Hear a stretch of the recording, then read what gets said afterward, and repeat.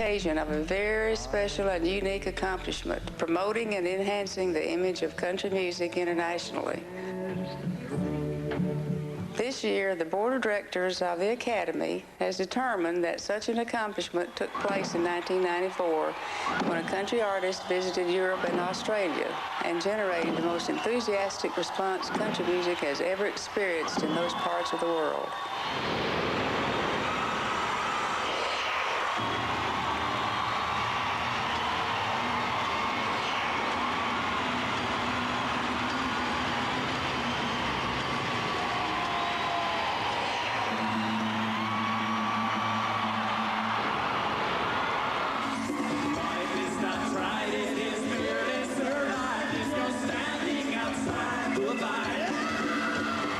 Garth Brooks' 1994 World Tour took him to 11 countries where he played 37 shows in 24 different cities to more than 500,000 foreign fans. They had no trouble recognizing him since over 1 billion people in 87 countries had watched him sing the Star-Spangled Banner at the '93 Super Bowl. They saw him on The Tonight Show, too. And they know his songs since the albums have appeared regularly in the world music charts. He was the 1992, 93, 94 best-selling country artist on the World Music Awards, and his worldwide album sales are about to top the 50 million mark.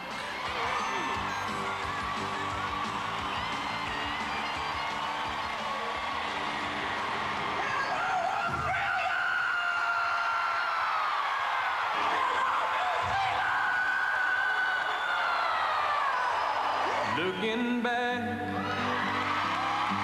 on memory. Garth's current international popularity was built on two earlier world conquests. First, he rose to the top of the country music world here in the United States. You know a dream is like a river, ever changing as it flows. Then he dominated the world of American popular music, which led to the crossover of other country artists.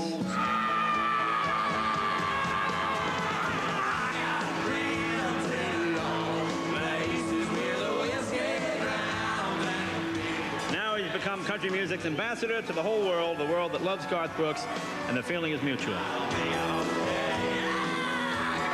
Let's just come out and try and fight for peace and let making it one world. Last night I had the strangest dream I'd ever dreamed before. I dreamed we had all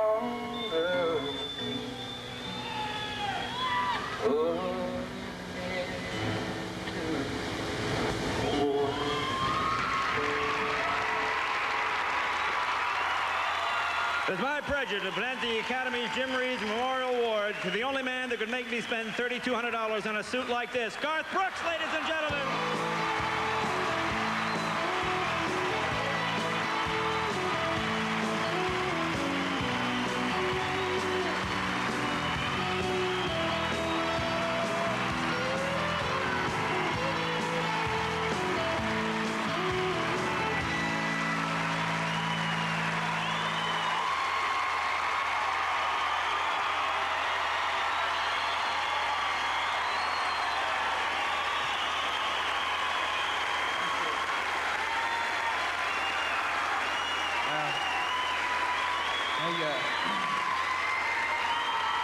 I don't know what to say. Thank you.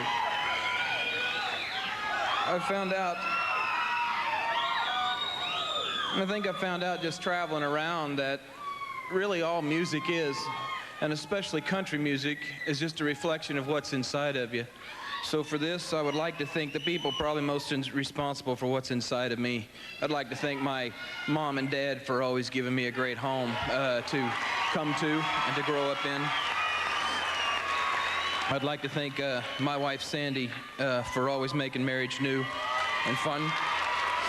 I'd really like to thank my two little girls, Taylor and August, for showing me something wilder than music. Most of all, I'd like to thank God for always being so nice to me. See ya.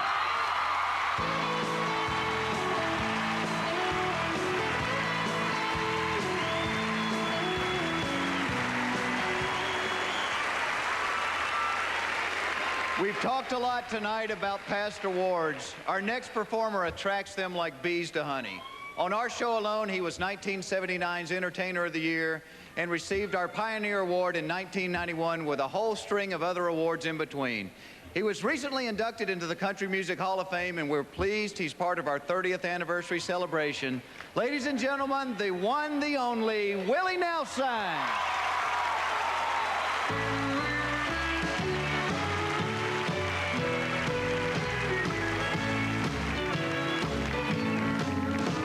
Each time you hurt me,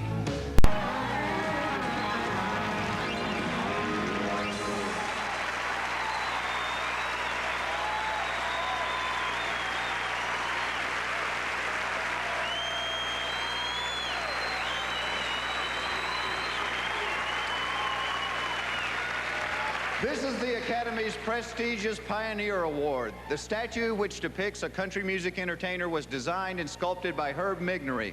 To present the award are 5 super ladies of country music and one of country's biggest fans, the star of her own talk show, Lisa Gibbons.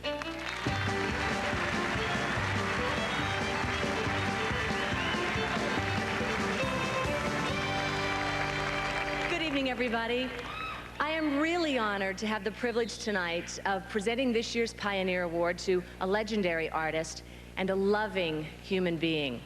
Tonight, I'll be joined by this year's 5 top female vocalist nominees here on stage, along with other admirers and friends. We are going to surprise her with a story called Coal Miner's Daughter, Honky Tonk Girl, Pioneer Woman.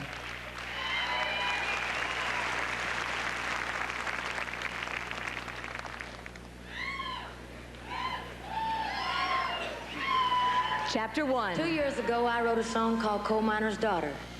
And I know a little bit about this girl because I just happen to be that coal miner's daughter. Well, I was born to coal miner's daughter in a cabin on a hill in Butcher Holler. Any country artist with his or her salt will tell you that the music comes from those growing up years, the family, the home, and the traditions. And no one's better proof of that statement than my sister, Loretta Lynn. She was the second of 8 children, born to Ted and Clara Webb of Butcher Holler in Kentucky. And she spent the next dozen years there growing up, learning about life and listening to country music. Then, when she was 13, Oliver Lynn, better known as Mooney or Dew, came out of the Army and into Loretta's life. And all of a sudden, she was married and had 4 children by the age of 18 and found herself living in Custer, Washington, where Mooney had brought them to find a better life. Recently, looking back on her wedding day with her own special cut-to-the-chase brand of humor, Loretta said, "The day was fine, it was the night that got me." Now, Chapter 2, Beginnings. From the start, most every heart that's ever broken was because there always was a man to As with so many of us, Loretta learned by listening. She was inspired by the best, like early female country star Kitty Wells. With Mooney's support and encouragement, Loretta was soon performing at a local honky-tonk for $5 a week. She won a talent contest and appeared on a Tacoma TV show hosted by a young singer named Buck Owens. Then she wrote, "I'm a honky-tonk girl," and she and Mooney went to LA to record it. They took all their money, filled their old Mercury with 45s, and hit the DJ promotional trail. Thousands of back-top miles later, they had a reason to try their luck in Nashville. Honky Tonk Girl was a hit, peaking at number 14 on the charts. 2 of Loretta's earliest Nashville fans were Opry star Ernest Tubb and producer Owen Bradley. I was lucky enough to say yes to the Wilburn brothers, who brought me a demo of a girl singing a song called Biggest Fool of All, I believe it was, and she sounds really nice, but I said, I don't really need anybody right this moment. I need a song for Brenda Lee, and it was a hit for her, and then I met Loretta. And I only got a star, I got a friend, one of my very lucky days. I'll always be grateful to Loretta for Fool number 1. But even more so, I'll always love Loretta's special way with a song and how her personality always shines through everything she does. Chapter 3, Success.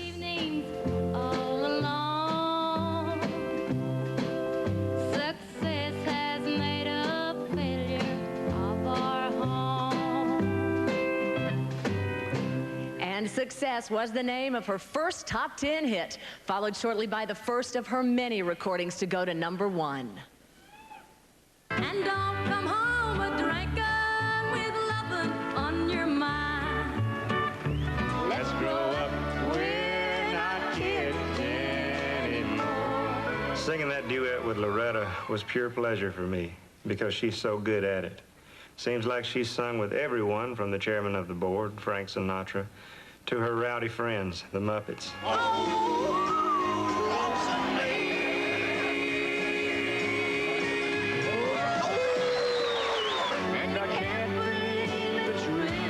But later it was those wonderful songs with her soulmate, Conway Twitty, that the world will never forget.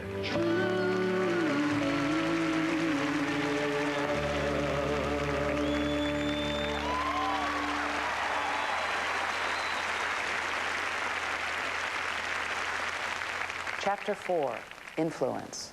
What influence? She simply took what a female country artist could sing about and swung it around 180 degrees.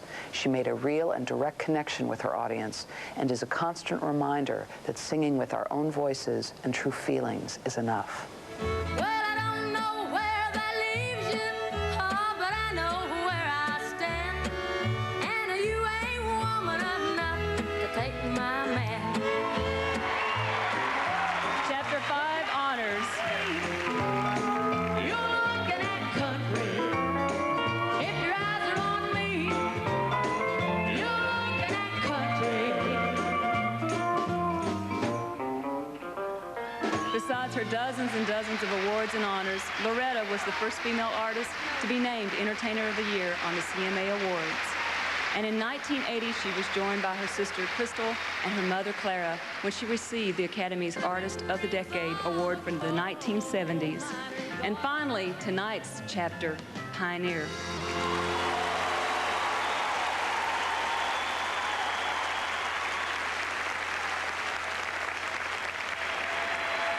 Well, now we've heard all the reasons Loretta deserves this Pioneer Award and how she helped change the image of female country artists and female country people, too. I just want to remind you of all the things she's been careful not to change. Her pride in her country heritage, her care in preserving the sound and feeling of country music, and most of all, her loyalty and love. When he gives me more loving than a lifetime of looking could ever find. Through good times and bad, like Mooney's current illness that has kept him in Tennessee tonight, Loretta has always been there for her man. She's also always been there for her family, her friends, and of course, her fans. And when she's needed it, they've returned the favor. From then till now, from coal miner's daughter to pioneer woman, ladies and gentlemen, Loretta Lynn!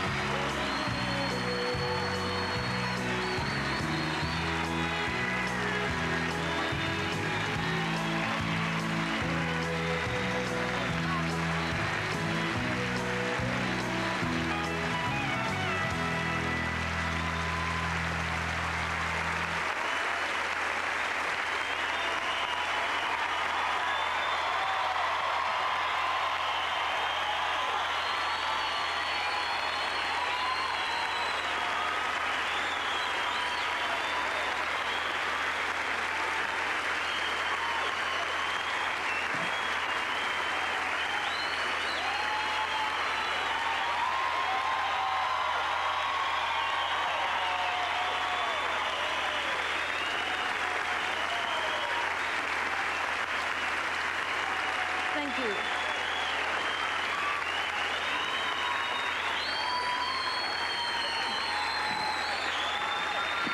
Thank you very much.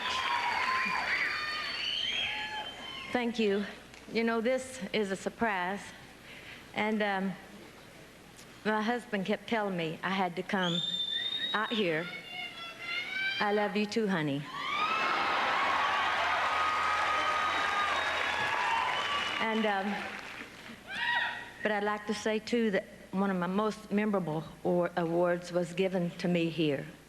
And I think the Academy of Country Music has been greater to me than about anybody in the world when it comes to award shows. And MCA Records, of course, I started out on Decca, and then they changed over to MCA, which Owen Bradley, my producer, as you've seen a while ago.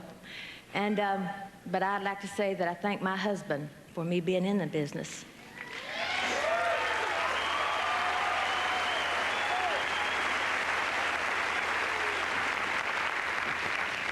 He's in the hospital right now, and I left his side because he made me. And then when I got out here and I called back, he was a little worse than what he was when I left, and we thought we'd have to leave last night. But we will go back if he needs us right away, and which I am going back right away, but even sooner. But I want to thank all of you, and I want to say that this is, what else can I say? I wish you would have took this award from me, girls. But I want to thank all of you very much, and thank my husband, Mooney Lynn. Still to come, the award for Top Country Video, plus a great John Anderson-Tracy Lawrence duet next on the 30th Annual Academy of Country Music Awards.